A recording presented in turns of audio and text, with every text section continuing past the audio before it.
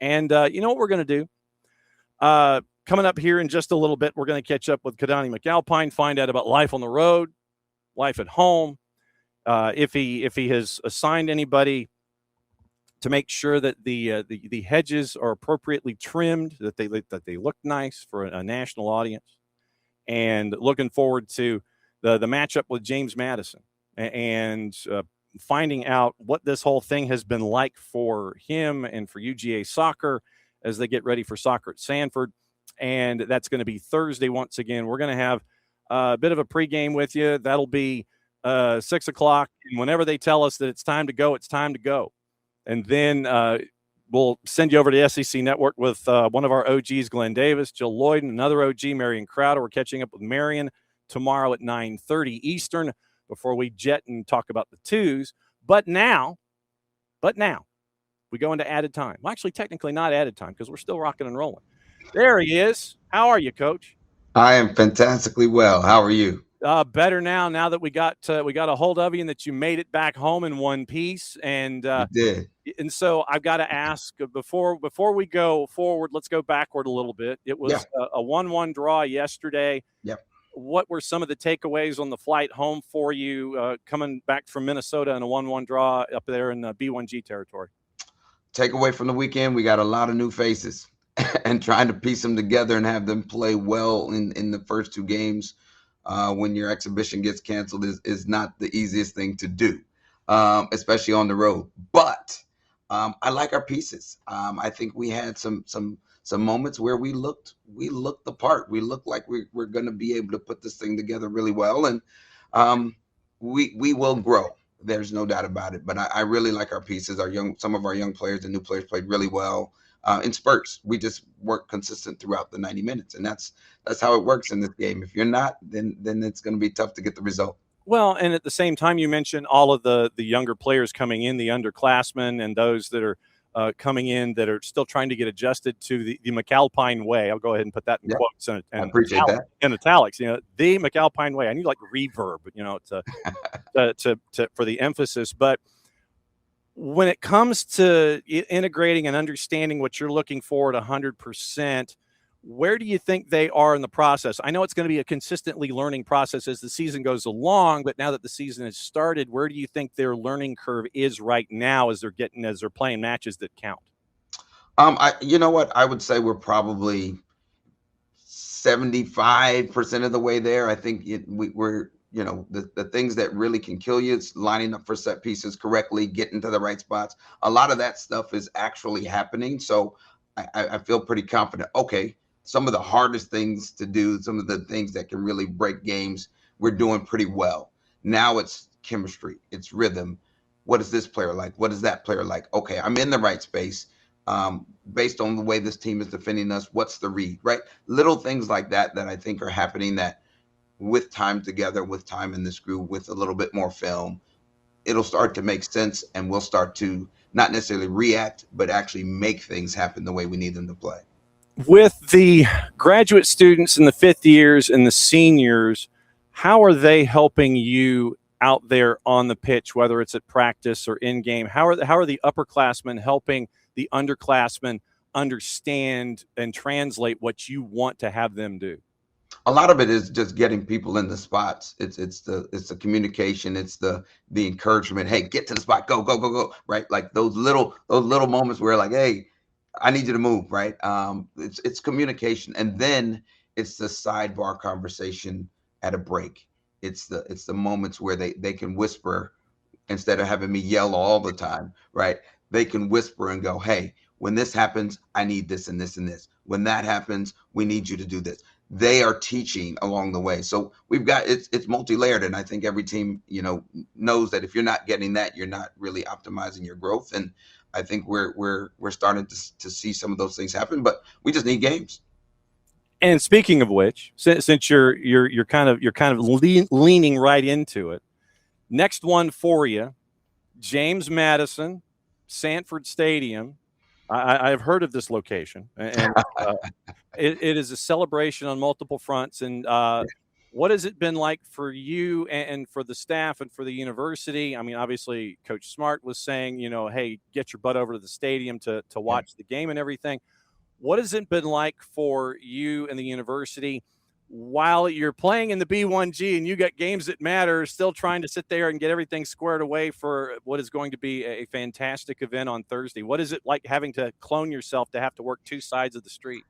Luckily, I've got great staff, right? And so a lot of moving parts, but honestly, from President Moorhead down, everybody has jumped on board to try to make this one of the most unbelievable experiences, not only for the players in the game, but for people that come to the game to pay homage to an event that propelled soccer as we know it here in the States forward. And then you look into the 99ers and so on and so forth. And so it's been really, really exciting, humbling in a way to have this many people pushing so hard to make this an unbelievable night. And you look at these are the target numbers for folks that are wandering into the door, other than the main target number that you want to be like 92,000, obviously. I know, right? 76,481 were there August 1st of 96 when it was the gold medal match in the Olympics then. But the target numbers when it comes to college set in 1999, 14,410. The men's record set in 1980, 22,512. And you were part of setting the regular season attendance record when the folks that were in downtown Los Angeles over next to the Mausoleum, they were playing the Hallowed Halls of Ucklaw back in 2017. Yeah. What do you remember about that game where 11,925 were looking at a crosstown matchup of two schools that really do not like each other when USC played UCLA? Honestly, the funny part about it is we were fortunate enough to play that rivalry in the Coliseum at UCLA, at Dignity Health. We've played it in 3 places, so we averaged about 8,500 people for that matchup. So to be there and to be in that night, it was, every time we did it, it was unbelievable. The energy, the best part are the little kids. To hear them celebrate each and every play, the oohs, the ahs, because one of those little girls are going to be on the field in that matchup sometime in the future. It was the best part because you could hear it, every little shriel and moment. They were all into the games, and that's what it's all about, pushing this thing forward. And what a lot of folks may not know is that the head coach of James Madison now, and we're going to catch up with him Thursday morning, Joshua Walters Sr., he was also UCLA's associate head coach then. Mm-hmm. So pairing this matchup up, it was like, I imagine you called Joshua and it's like, hey, dude, let's do something. And I'm sure that he dove in. He's like, yeah, let's go ahead and rock and roll. What were those conversations like with him with James Madison? It was exactly that. Once we looked at the schedule, I was like, oh, this works out. Okay, James Madison. Oh, that's Josh. I don't need to worry about that guy, right? He'll be on board. And so as soon as I picked up the phone, say, Josh, this is moving. I've gotten all the people on board. Are you in? He's like, yeah, just tell me where to be, when to be, how to be, and done. And it was over just like that. And so, and he's been great on every platform and moment that he's had to press it. He's pushed it. So, we both, I think, recognize this is bigger than us. It's great for our players and our women, but it's bigger than that because here we are. We have U.S. soccer moving into Georgia. We've got Atlanta, NWSL Atlanta being here, right? We've got another push with the Women's World Cup coming in 2027, coming off the Men's World Cup that was so successful. We've got this energy that's happening right now as the NWSL is establishing itself again. And continuing to add teams, and the valuations are going up. Like this is hopefully one of those moments where we can take the collegiate game and push it forward in a similar way to have more eyes on it, because we do have so many women that are they do the work and they deserve to get crowds at their games too. How do you get yourself and the players to enjoy the experience, knowing that there's a win, a loss, or a draw attached to it, but understanding the gravity of the moment, mm-hmm. understanding that, I want you to enjoy yourself because of the impact that you can make as a role model on the field before and after this entire week, and then the after effects. How do you balance all of that, but still not get caught up in the moment when you're going to have 127,000 people yelling down onto the field on a special moment on Thursday? How do you keep from getting wrapped up in it, knowing that you might have one of those moments you look up and you go, man, there's a lot of people here?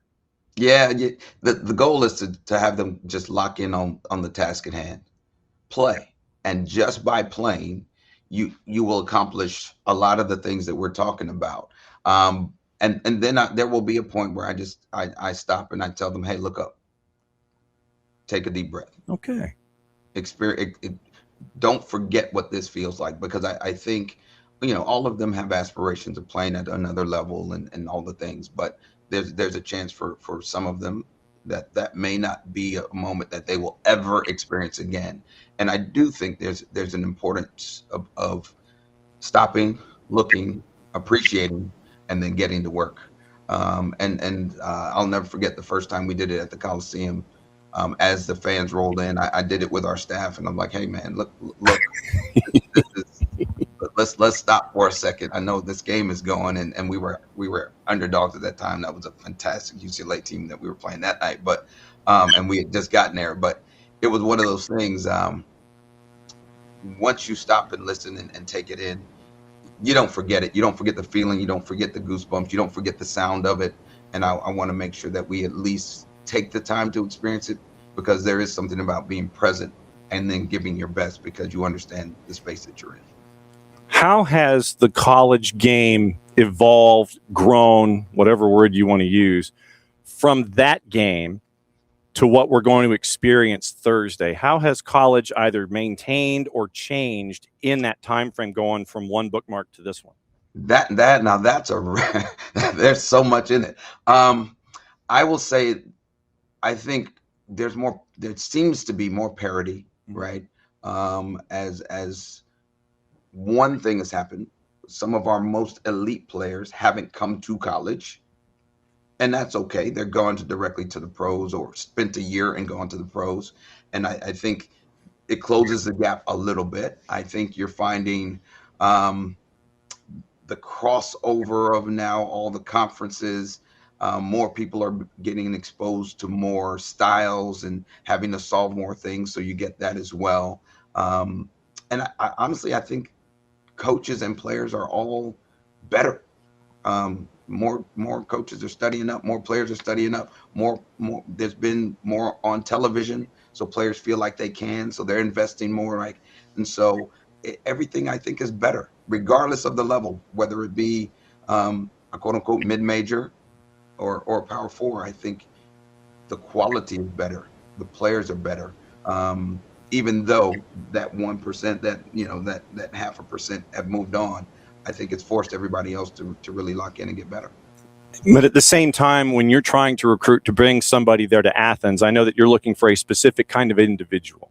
Yeah. Who can represent both on the field and off, because you mentioned being a role model. Yep. And being there for that next generation, because they're going to be there at Sanford on Thursday. What's it like when you have invested in a player the way that you think that, and I'm talking between the ears, not on the field product, but when you've invested and you said, okay, this player I think knows my way, knows the McAlpine way. I know that they're going to come here, they're going to do great on the field, but I want them to do well off the field. I want them to grow as that individual. What's it like for you to do that initial investment and then see the switch flip, where they are making those inroads and they're rubbing off on the next generation, not afraid to sit there and talk and do clinics and reach out to those younger players that they can make that kind of an impact on about their path in girls soccer or women's soccer? It's amazing. It's funny because Minnesota, one of our former players, came out and watched the game, and she brought her 2 kids, and she's coaching now. And we look across the landscape. We played against another one of our former players who was on the Illinois sideline, and we look around college coaching, and we go, "Oh, there's one, there's one, there's one." We look around youth coaching, and there's one, there's one. And so there's a sense of pride. We didn't break them. We didn't run them off from the game, right? There's still a passion and love for the game. But there's that giving back moment, and they can share those experiences. We look in the pros and we see, whether it be abroad, whether it be in the NWSL, whether it be in the USL, we see players that are still doing it, that are still loving it. I mean, we've got players from that championship season way back still in the league, right? And that in itself, I think, is a testament to the types of people that we have. But honestly, the ones who are in the community, they have their foundations. They're doing big camps. They're going to other places. Those are the spaces and things that we're really excited about, because we're not just changing a small group. It's being paid forward, and then now you're impacting so much more than just the little space that you're in here in college. They're growing, and it's now the ripples are helping the game grow, are moving the needle. They're on the player union, and they're in the rooms speaking their minds and being heard, and that's a beautiful thing. And if you would please, sir, for those that have not pulled the trigger yet, we want them to. We want them to stuff Sanford Stadium. We don't want them to hurt the hedges. We want them to stuff the stadium. Yep. We want 127,000 people to be there. We want the fire marshal to be the most important person there on Thursday. How do they do it and become a part of this? So you can go on anywhere on our social medias, whatnot. There are QR codes. There are click here buttons, click here links. You name it, you can find it. Thursday night, 7 o'clock, Sanford Stadium, James Madison, Georgia. We need to put people in the building. There will be fireworks after. There are parking instructions on the website. Okay. Listen, come be a part of history. Come make history. More importantly, come celebrate Georgia soccer's history, our U.S. soccer's history, our Olympic history, our connection to the two, and let's continue to build this game. Okay. Have you already had practice this morning? No practice. No practice. Okay, so no practice today at all? No, they had to come back and go to class. Today's first day of class. Okay, so the reason I ask is because you got to make sure that those pipes, I know that you're going to be doing a lot of this between now and Thursday. You got to save those pipes because you got practice, and you got to talk to folks like me for the next 3 days. So for me, it is traditional medicinals, throat coat tea.